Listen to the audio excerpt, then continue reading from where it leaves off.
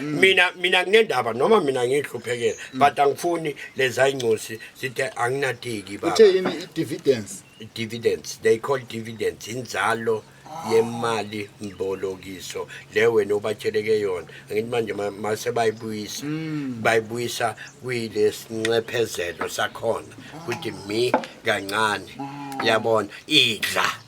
yabona and then kuba ne date of maturance yabona la kulezinto kune date of maturance a date of maturance kula khona sobhadalwa yonke imali yakho mabathi na 16 meter i16 meter yakho yakho umuntu ozokutshela uyangandazen lo mali leyo eyakho you can buy a plot you can buy what uyangandazen whatever that you want to do yabona so manje thina ama artist ngibonile into engenze ukuthi ngenze leyo nto bese ngibona ukuthi thina ama artist uba lucky uba lucky uthole ijob elikubhadala 25,000 siyaphuma ekhaya siyohlala emafletini uyohlala emafletini mawufika emafletini udla idakamizwa uyangandazela uyi-actor mina ngifunde ngama-actor amaningi bengihlala nawe edrobheni uyangandazela umuntu bambhadale 100,000 umuntu nangu manje ulanda iy'ntombi ey'ningi hey ubona ngaye nje ukuthi akuyafikwa-ke namhlanje akulalwa abaphuma ngamawindo baphuma ngamawindo unemali kube uthathe that 50,000 athi investment yabona investment abanye babuye emakhaya umuntu ushiye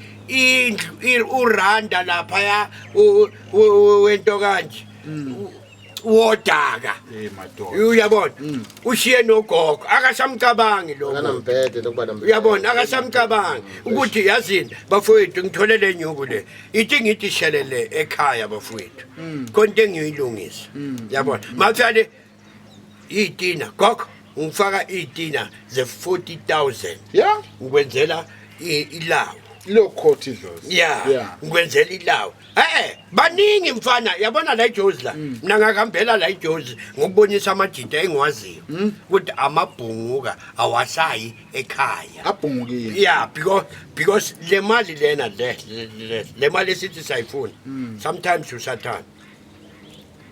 ngoba wena ufika utshela mina yazi mangakhela ugogo into esiyo noma nje ngaba yi-3 room house bese yazi ngimenzele nefront ukuthi makahlali lapha yana ayenza amahewu wakhe yabona ngibheke nemfuyo akutholakala imbuzi eziyi-10 kanjalo ney'nkukhu eziyi-10 ugogo asalabona umthengele nokudla yangithi amajita awasadibhade emakhaya abalekile manje mina nathi la ekasi thina la ekasi mawusowushayekile la elokishini uyabonakala la ekasi ukuthi hayi le ndoda le yabhayisiseka uyabonakala uyabona kanti thatha mamela mfethu ukwenza i-investment ayithi investment ngifuna 15,000 ngifuna malini uyabona mawuphethe 500 rand you start investment kanjani kahle uya ebank ukuthi ngizocela i-investment bakusayinisa amaphepha ufaka every month mawukubuya khona every month uzofaka ama-500 uyangandazela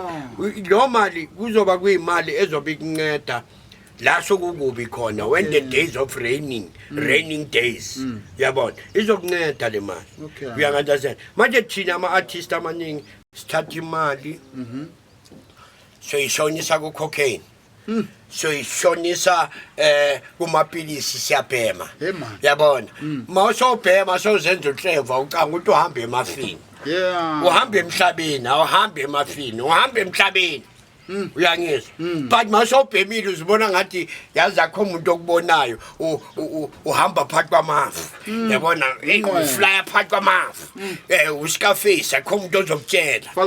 uyangandazenda mfethu ukuthi thina umuntu omnyama imali iyasihlula wazongitshela iyahlula baba uyangandazela kanti thatha le mali uyibeke you can be you can save into kanje i-20 rand every month ebank Yeah? Yebo. You can save 20 rand every month ebank.